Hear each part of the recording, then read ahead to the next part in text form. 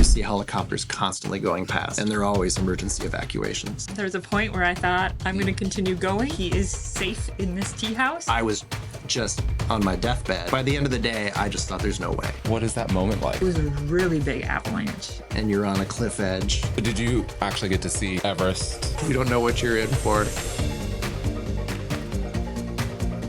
Everest Basecamp. It's one of those dream destinations people talk about, but few actually do it. Well, my friends Carrie and Briar just took that journey. Today, we're talking about what it's really like to hike through the Himalayas, face down altitude sickness, and reach the base of the tallest mountain on Earth. This is not just a travel story. It's about pushing yourself, testing your limits, and doing something unforgettable. Let's get into it. How do we start this? Carrie and Briar, welcome to the very first ever, I don't know what we call this, the Trip Report podcast.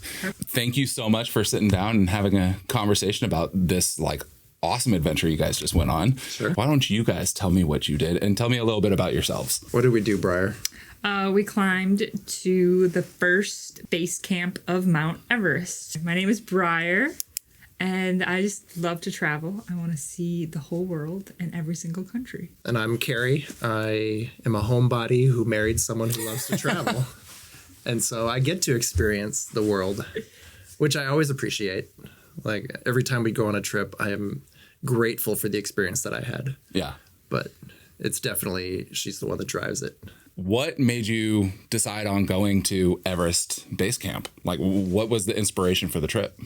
I think it's just a spot Briar has always wanted to visit. Yeah. I mean, she wants to see everything in the world. And as much as, we're not really interested in trying to summit Everest. Yeah. Because I don't need to die. And it just seems like more work than necessary. We summited Mount Rainier last year. So that was sort of our mountain, climbing experience.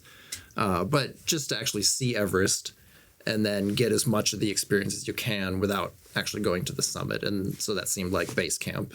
I mean, going back to seeing everything in the world, is there anything that's driving that desire? I feel just as a kid growing up in a very small town and you're learning about the pyramids in your history book and you're learning about the tallest mountain in the world. Everyone knows Everest. And as a kid, they're just pictures in a book that you think, wow, these are really cool pictures. But then as you become an adult, for me, I'm these are real places that I get to make my own decisions and I can actually go and see them and experience them and feel the history. Growing up, I always was asking my mom, when can I leave this town? And she's like, when you're 18, you can do anything. So I feel my whole childhood, I was waiting for my prison sentence to be up. Yeah. And as soon as that sentence was done, I just started traveling any way that I could and trying to experience more states, more countries. And it just snowballed from there. And where did you grow up? I'm from Glencoe, Minnesota. Shout out to Glencoe, Minnesota. Person town. Little farm town. And you're also from Minnesota originally, yes. Right? Yeah. And so you, on the other hand, you're a self-proclaimed homebody. Homebody, yeah. So how does it feel when you're out on the road? Like you said, you're excited when you're there, but when you're thinking about going on these I'm trips. Excited when I'm done. I appreciate everything that I gained from the experience. I always say I wish I could have had the experience without actually having to go through it. I want the results of it. I want the growth. I want the memories, but actually having to live through it. Sometimes it's fantastic. And then sometimes hiking to Everest Base Camp, it can be somewhat painful. Let's get into the actual hike itself. Mm-hmm. How do you even get to I don't know, is it a trailhead when you're trekking? Yeah. Or how do you even get to starting this adventure? We flew into Kathmandu. Okay. And from there you can either take a helicopter or a light plane to Lukla. And Lukla is I think it's probably the closest airport. It is, yeah. There's no roads to get there. Yeah, you can't drive. There's no roads. There's a ton of villages along the way, and some of the villages have heliports and things for emergency evac and things like that. But as far as going to Everest, everyone, even people who are going to summit, fly into Lukla, and that's where you start the trek. From that point on, you have to walk. It's the only way to get there. Wow. And how far is that? From Lukla to Everest, it was 34 miles one way. And that's mostly uphill. And then to come back out, we take a slightly different route. So then it's only 33 miles to come back out. So it was 67 miles round trip. Wow. And you did this in how many days? It's 11 total. Yeah, 8 days to get up there and then 3 days to come back out. Wow. So you take longer on the way up because you're acclimatizing as you go and adjusting to the altitude. So we topped out at 17,000 feet, which is really high. It's the highest we've ever gone. Yes. And the crazy thing about the hike is, people always want to know, is it a difficult hike? And the trail itself is not difficult. Like, we're here in the Pacific Northwest, and if you've hiked any of the mountains around here, they're more challenging than this actual trail is. But because you're at altitude, that's what makes it hard. So you're walking so slowly, you don't even break a sweat. Like, we didn't have to change clothes for multiple days because... Well, I don't know. I might break a sweat. Maybe you would. But you're barely moving. Your primary goal is to not elevate your heart rate and to not start breathing. You basically want your whole body to be functioning as if you're just sitting still. Wow. And so you're barely moving forward because you have to get that oxygen in. And so it takes hours just to go a couple of miles. So the way up, the most challenging thing is the mental grind of walking so slowly for so long, for 6 to 8 hours a day, every single day. That's what was the hardest thing for me, was just trying to stick it out and keep going. And every day that ends, you're like, I can't do this for another day. And then you get up the next morning and you just go do it again. Yeah. You just keep getting higher and higher, and the air gets thinner and thinner, and it's harder and harder to breathe. Yeah. So the hiking itself, not difficult. The breathing is the difficult part. Now, did you take altitude sickness pills or anything like that to help with that? We did. We did, and I think our guide, our porter, and our altitude medication are the only reasons we successfully accomplished this trip. Our guide kept us very focused in the moment of not thinking of the next day, because like Carrie was saying, at the end of the day, you're so exhausted and so tired, and just from the altitude of not being able to breathe. For example, if there's not bathrooms on the trail, I'll take off my backpack and it's 10 feet to the rock that you're going to pee behind. Yeah. And so you walk just a little quicker because you can see it. You're like, oh, I'm just going to hurry up. And the time you get to the rock that's 10 feet, you're out of breath because you were walking at a normal pace. But the guide just kind of kept us at bay and kept saying, I've seen many hikers. I know you guys are going to make it. You have nothing to worry about. He was always confident. You're gonna make it. And we're like, I don't know if we're gonna make it. He's like, you're gonna make it. And he wouldn't tell us until after each day of how hard the day actually was. Yeah. Oh, really? So the second day is one of the hardest days, but he didn't tell us that ahead of time. He's just like, it's gonna be, it's gonna be a long day. We got a lot of uphill to do, but it's gonna be fine. You'll get through it. Don't worry about it. And then at the end, when we were just about crying from the suffering, and he said, oh yeah, well, day 2 is always the hardest. This is the hardest day. Everyone says day 2 is the hardest. Yeah, and I was like, oh, he's really smart to not tell us that before the day. He tells us that after the day, so that we can at least go into it with a positive attitude. And he just kept pulling us along the entire trek. He's like, I know you're suffering. I know this is hard. It's okay. You're going to be fine. You're going to do it. But right up until the day before we got to base camp, we still weren't sure if we were going to make it. Really? We were not. Yeah. We were every confident. night. I was like, I think I can make it to the next part tomorrow. We will see. I will make it as far as I can, but I don't know if I'm going to make it to the next tea house. So you mentioned tea houses. Are the tea houses where you are staying the night and you're going from tea house to tea house? Yes. Yeah, they're usually combo tea house and lodge. Okay. And as you go, they get more and more primitive. So the first one we stayed at, the first day you fly into Lukla, so it's already midday by the time you get there. and you get organized. Your porter grabs your bags and you're ready to go and you gear up. So you only got a few hours of hiking that first day. Super easy. And then the first lodge is the one we stayed at, was just this beautiful, wood lodge on the riverside, and they had a 4-course dinner and heated beds, and I mean it was luxurious. It was wonderful. It's the calm before the storm. It's the calm before the storm, and then you go along and each day, okay, you don't have heated beds anymore, and it's just a tea house. You just order something off the menu. You're not getting the 4-course dinner, and then okay, well now we still have a toilet in our room, but no shower. So it's community showers. And then the next one, now we don't have a bathroom anymore. Now it's just a plywood box with a couple of mattresses, and we're using the sleeping bags now to stay warm. So as you go, as the trip is getting more difficult and you're getting more drained, and you stop eating because at altitude you lose your appetite. So now you're just fighting to get calories. And as everything gets harder, the rooms get more and more primitive, and you lose amenities, and now you can't shower, and you don't have a bathroom in your room anymore, and it just gets tougher and tougher until, finally at base camp we stayed in tents. But by that point, we'd reached our goal, so I didn't care anymore. But yeah, all along the way, it just gets more and more difficult, because as you get further and further from Lukla, any supplies that go to those villages has to be carried there on somebody's back.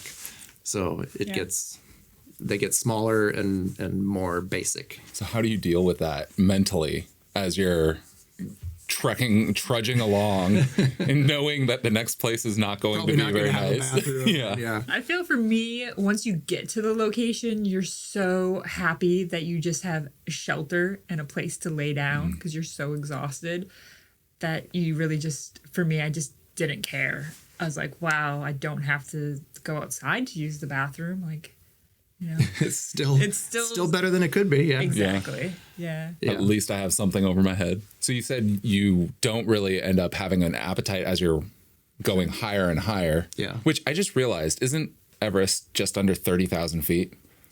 To the top, we went to 18. Yeah. So you went a little above halfway, and then Right. these other people are going all the way. Yeah. the same amount higher. Right. Well, that is like brain. That's why That hurts my brain. oxygen. Yeah. We actually had oxygen with us for emergencies, you? but we didn't Yeah. have to use it, fortunately. Yeah. So as you're going, you lose your appetite. Yeah. The accommodations are getting more and more simple. Yeah. Could you feel any other changes in your body as you're like walking up, going higher? It affects your sleep. Yeah. And I think probably people who have gone skiing, like at Vail or something, have experienced that too, because the lack of oxygen during the night, it keeps waking you up and you're like gasping for air. Oh. So all through the night, I just keep waking up gasping for air. And so you're also not sleeping very well. So that contributes to the general just degradation of your whole physical being. Mentioning the altitude medication. Yeah.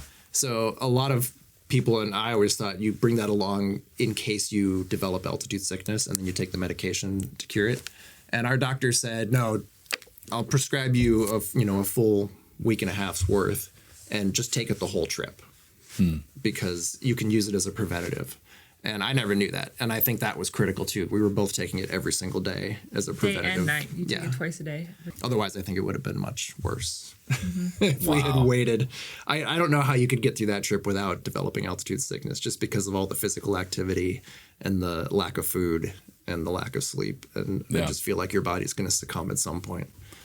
So you're worn down throughout this trip, but I'm assuming it's beautiful as you're hiking up. Oh, the Yes. views are spectacular. Yeah. It's like nonstop.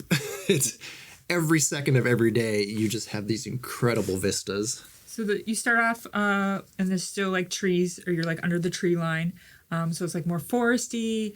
And then the first couple of days you have all the suspension bridges that are going over the rivers. Yeah, you're following a river valley. Yeah, So you're and then constantly you're crossing back and forth. just hiking along the river valley. So you're looking down the valley and down at the river. You're just following the river and the valley, which is gorgeous. And then, as you just get higher and higher, less trees until you're just on a glacier, just rocks.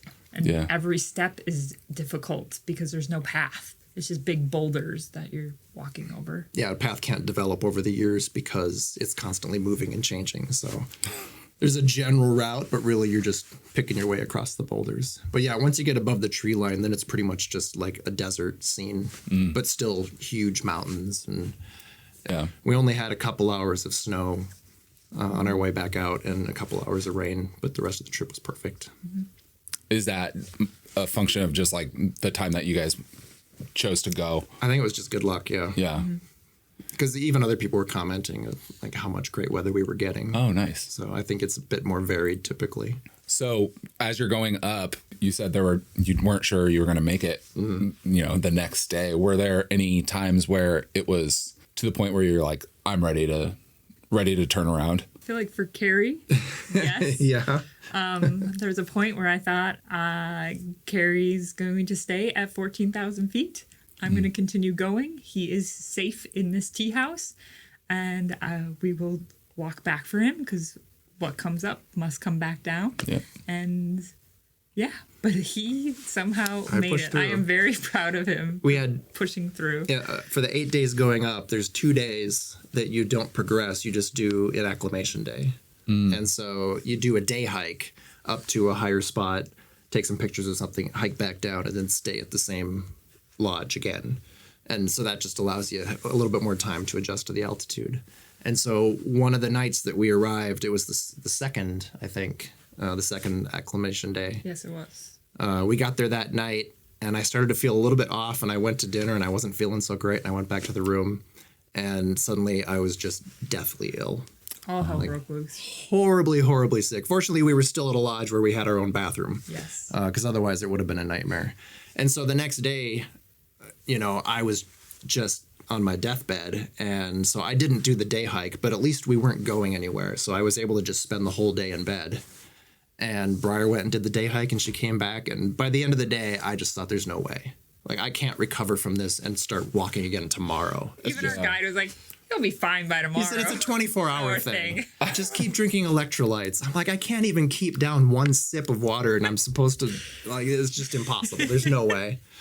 But by the next morning, I'd taken a lot of drugs, and I was just thinking about, I'm going to have to stay here in this room for 2 or 3 days while they finish the trek and then come back to get me.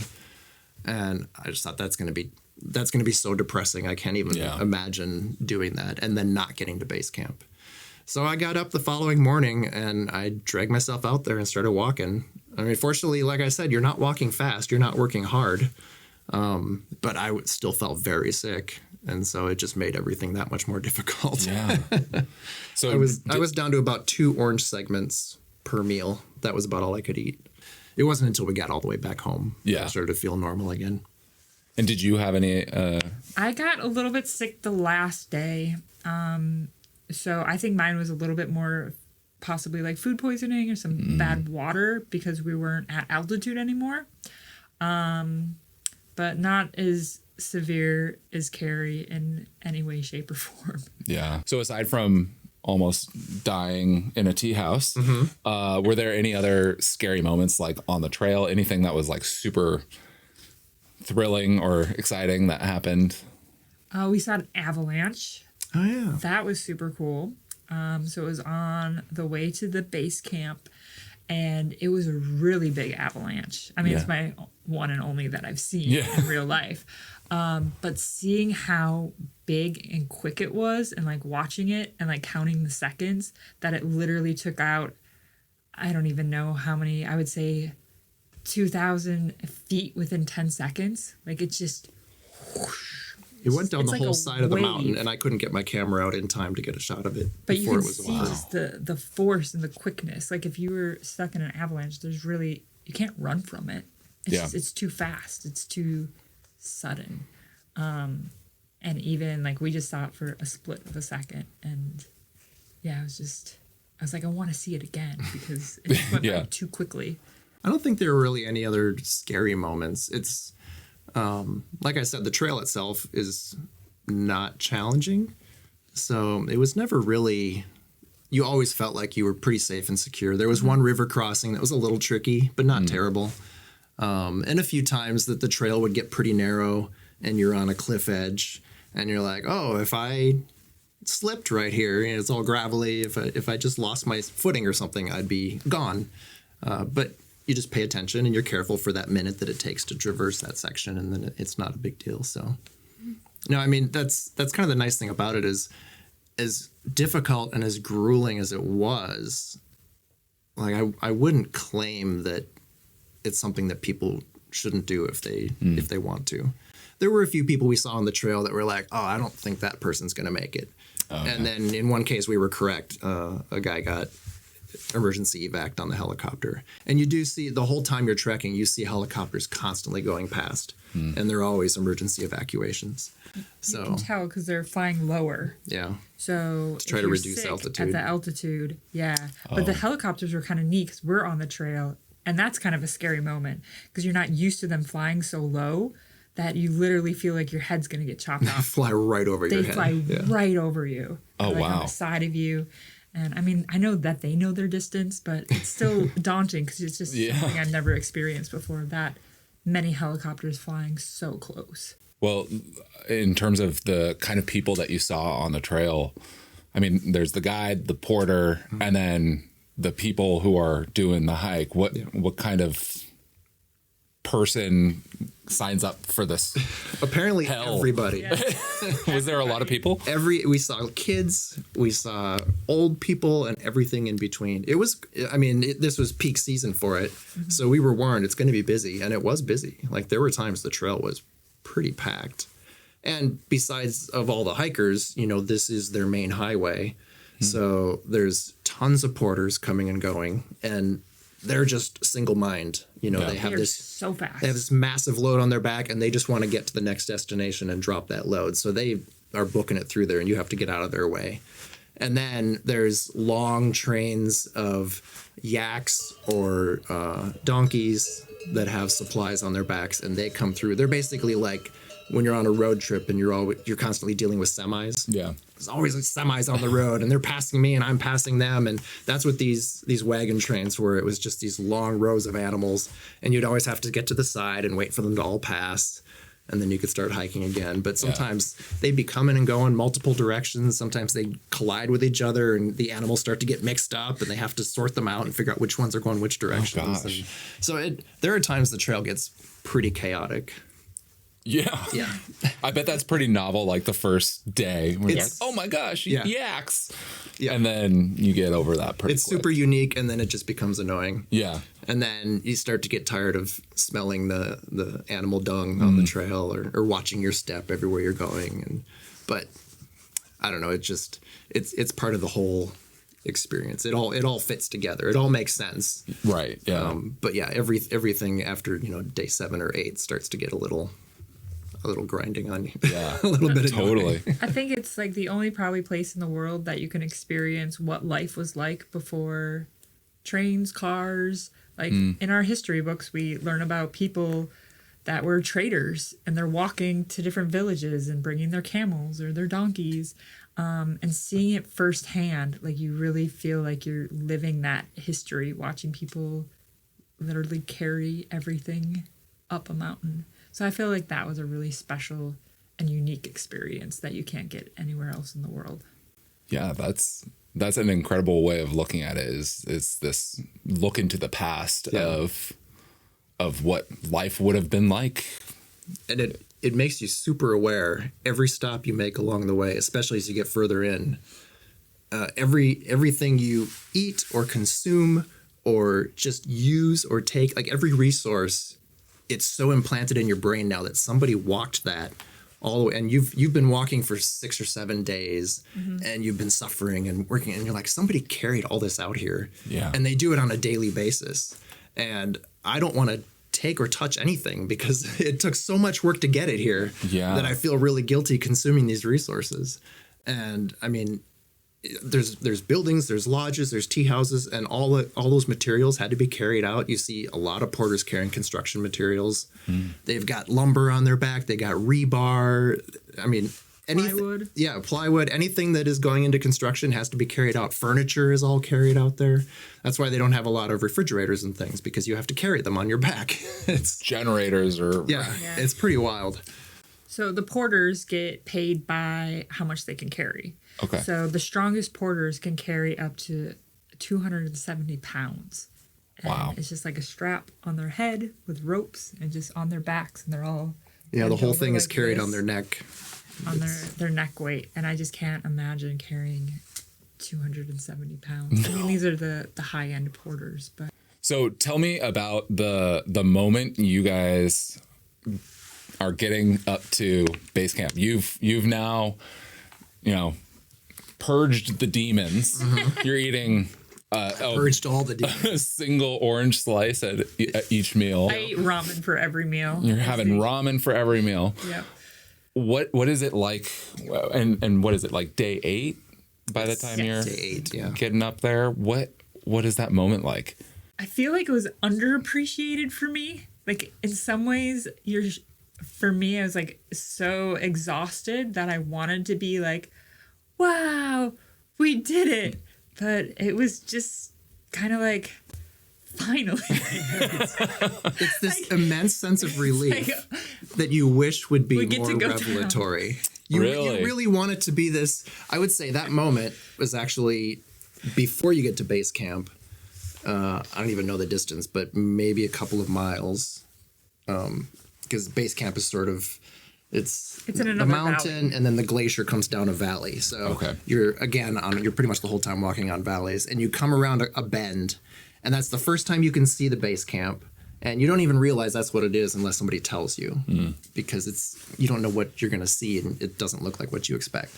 But you see this little tent village, yellow tents on this glacier, and he's like, that's base camp.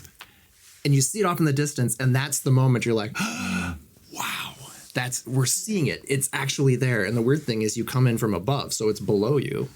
Oh. And you're like, wow, we get to walk downhill to base camp. What a dream. This is going to be fantastic. And then that last run is really difficult. And by the time you actually walk into base camp, you're just kind of like, thank God. I'm so glad this is over. And most people, the typical itinerary is you walk to base camp, you take pictures, and then you hike back out. And you don't even get to you don't spend any stay. time. Yeah, you don't stay. Because normally it's full of people that are going to be climbing. So because Breyer apparently, when she planned the trip, she said, we want to stay at base camp. I didn't know about any of this, but so they actually worked out a couple of tents from one of the groups that had already started their trek. Started their climb, and we got to stay in those tents. But so anyway, most people turn around and leave. Yeah. We knew we were going to get to stay, which I was happy about because I did not want to hike back up the hill we just came down. And we're like, so where are our tents? And he said, oh, they're at the far end of camp. And this camp is huge. It had to be. It's an hour hike to get It was to our it was tents. another hour to hike through the camp to get to where our tents were. Yeah. So then that whole time, I mean, our guide, like, he's taking pictures for us, and he's like, look at this and look at that. And the whole time I'm just like, this is all spectacular, but I so don't care. I just want to get to some place where I can take this pack off and I can sit down and not have to walk anymore today. So it was disappointing in that I didn't get to have the uplifting emotional response that I wanted to have. Yeah. But I sort of feel that in retrospect, looking back on it. Yeah. Looking at the pictures and things, I can have that reaction because I'm not exhausted anymore. Yeah. But in the moment, I think the best moment thing was we finally got to where our tents were, and the crew that works the camp was there. And so they sat us down out of the wind in a warm tent, and they brought us some hot tea and everything. And then, Popcorn. and I saw a popcorn kernel on the floor. I was like, "Do you guys have popcorn out here?" And they're like, "Yeah, we'll get you some popcorn." And they brought us a bowl of popcorn, and it was just, I mean, I love popcorn, and so it was this wonderful moment of just sitting at Everest Base Camp with a hot tea and eating popcorn, and I was just like, "All right, we've made it. Like everything we wanted to accomplish, this is it. We've succeeded." That was pretty great. It's probably the only day when we went around that bend and you're seeing the base camp from a distance. I was like, I will make it to base camp. Yep. So in that moment. I'm gonna get there. I'm gonna get there. And that's probably the only day that I knew I was gonna make it to the next destination. Wow. And so did you actually get to see Everest, the mountain? That's an excellent question. So the interesting thing about Everest is doing everything in its power to look like the smallest mountain in the world. Really? Yes. So like when you fly in, you can kind of see Everest if it's a clear day, and it's like hidden behind all the mountains. So there's other mountains in front of it, making it look bigger. So your perspective, they're like, it's the, the small peak, The back little there. one. The little one. And then you get to 10,000 feet, and then you're getting your second views of Everest. And it's the same thing. Like, it's along other mountains, and then you're like, oh, it's the little one hiding back The other there. mountains are all closer. Closer. And Yeah. they're so big and spectacular. And then you just see the top of Everest kind of peeking through. And then you're going down the valley. At the base camp, you can't see it, but on the valley, you can see Everest. And it's the same thing where you would think by the first base camp, you'd be looking up at it being like, I see you. But it's still behind all the mountains and looking smaller. That's so weird. So you really get very few views of actual Mount Everest. Yeah. Yeah. You get these peekaboo moments along the whole trek Yeah. where you can just see the top. But that's about it. So everything about Everest, it just doesn't seem to want to be climbed. It's like I'm looking small over here. I'm hiding Don't pay back behind these attention other to me. mountains. And I have this big, massive frozen waterfall you have to hike up through to get to me. Like it seems like it's always just blocking you. So you said you were able to find a way to finagle some tents to stay overnight. Mm-hmm. That kind of leads me to wonder, how do you even plan a trip like this? We used a travel company. I think it was called Dreams or something like that. Yeah. The one in they're Nepal. from Nepal. Okay. So I like to do all my travels. If I can find a company that specializes in it, then everything's kind of like set up and ready for you, and you can tell them like what you're looking to do.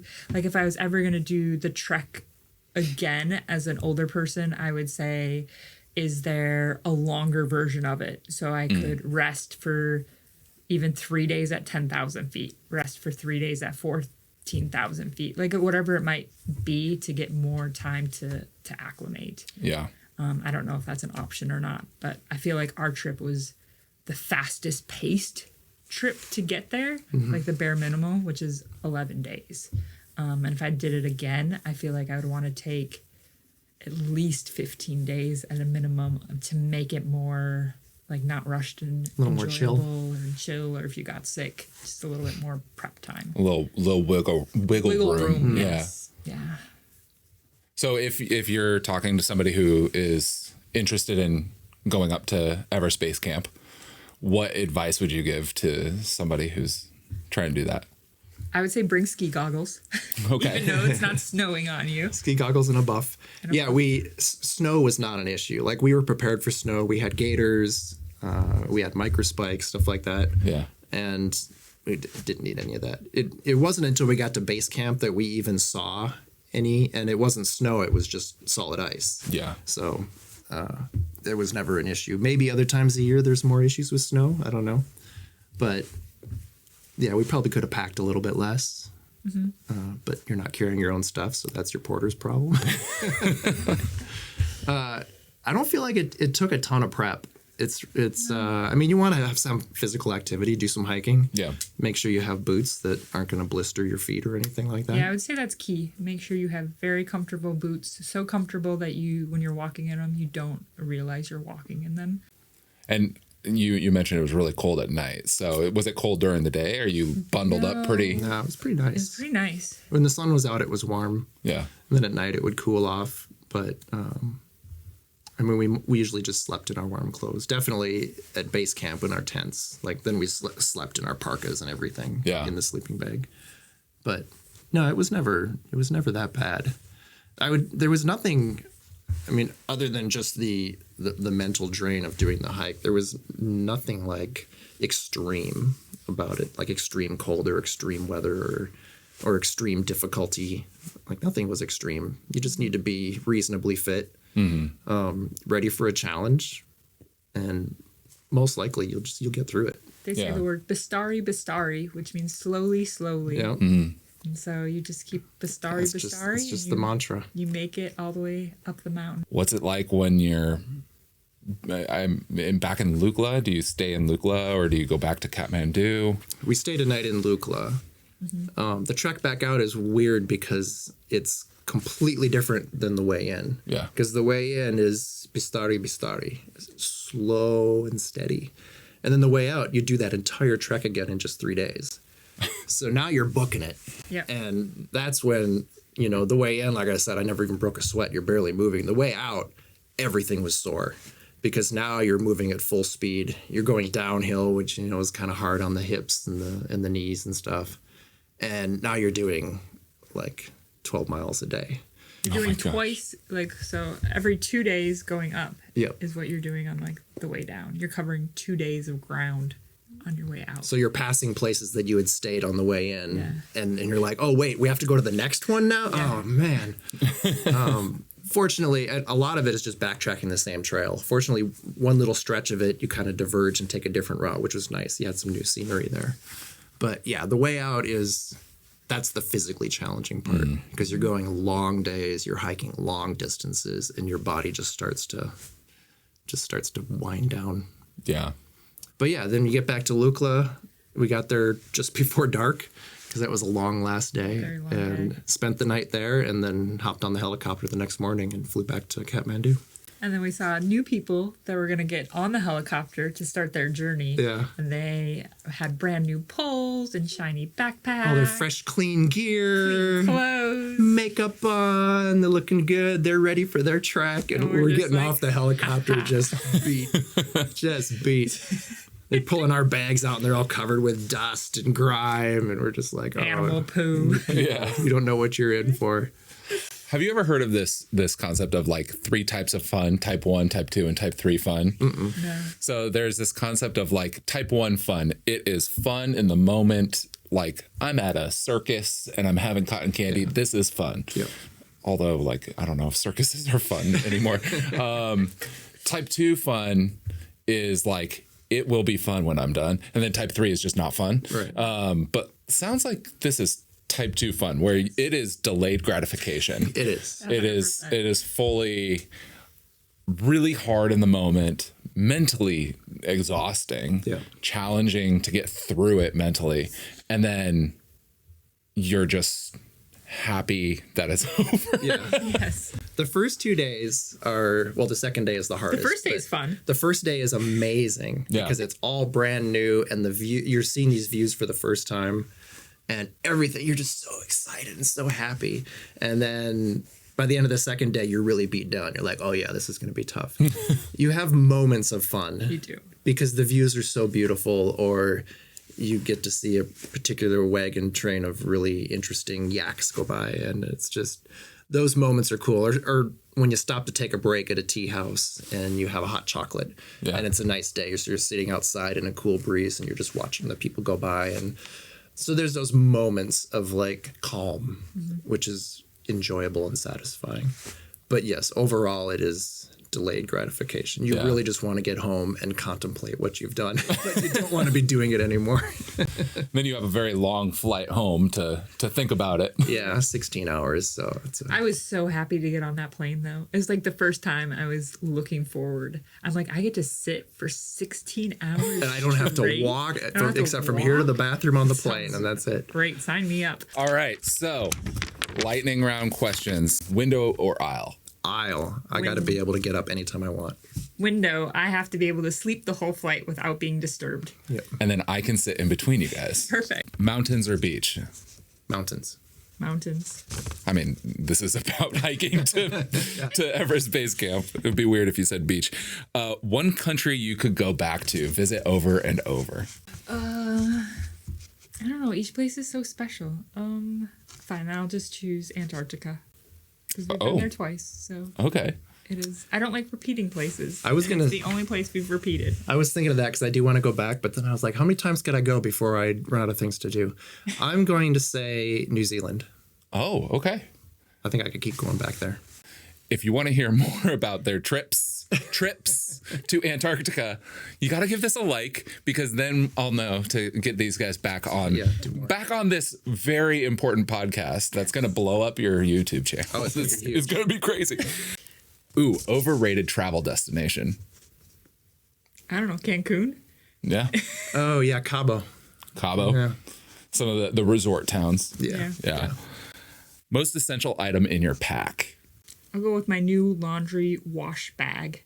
It's like a dry bag, but you fill it with water, and there's like soap dryer sheets basically. So it's not like liquid, so they don't like leak, or if you're doing a carry-on, and you just put it in the wash bag of like, you get like 3 items, I'd say 2 pairs of pants and a shirt. So not a lot of laundry.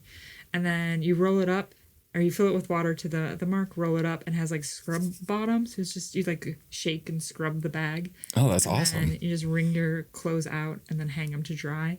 But if it's like, if your clothes aren't like completely soiled, then you just need like just a little bit of freshness, but you want to pack less. And then all my clothes that I bring on travel are like quick dry material. That's cool. Yeah, my is a new one as well. It's a travel bidet. Oh, It's for anyone who is not familiar with bidets. I'm telling you, it'll change your life. So yeah, it's just a little collapsible travel well, that's cool. bidet thing, which is it paid off on this trip because you have fewer and fewer bathrooms, and then they don't have toilet paper anymore.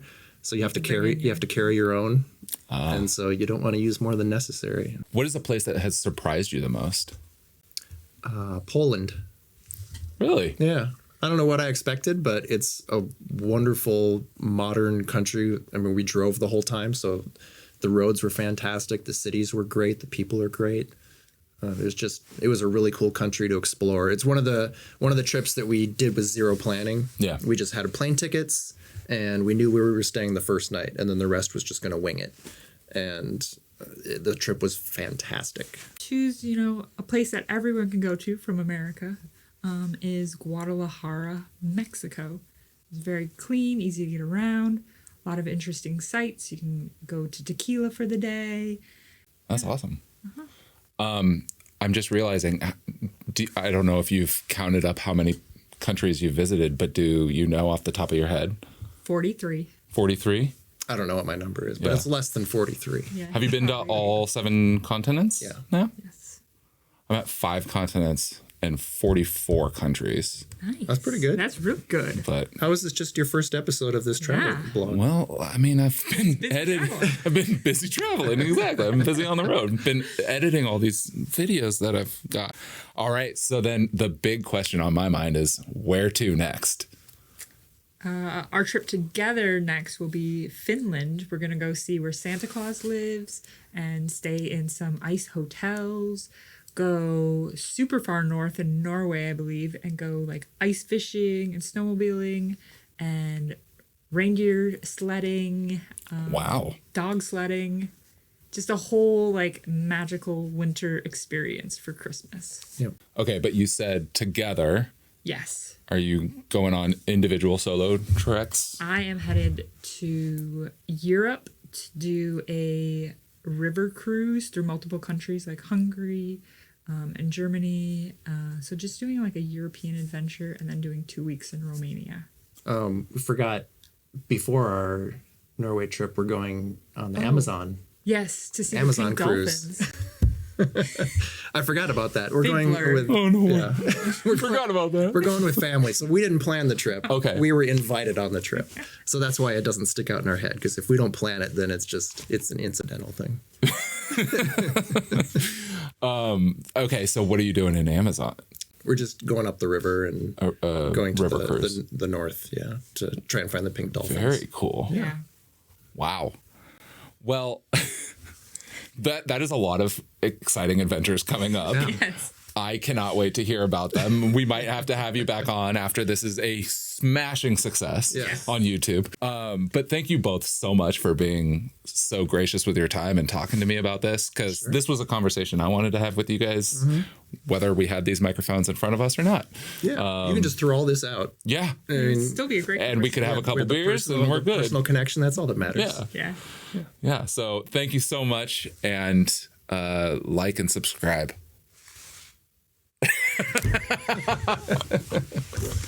You can't do double thumbs without everybody else. Everybody has to do the double thumbs. Oh, wow. How long was that? I have no idea.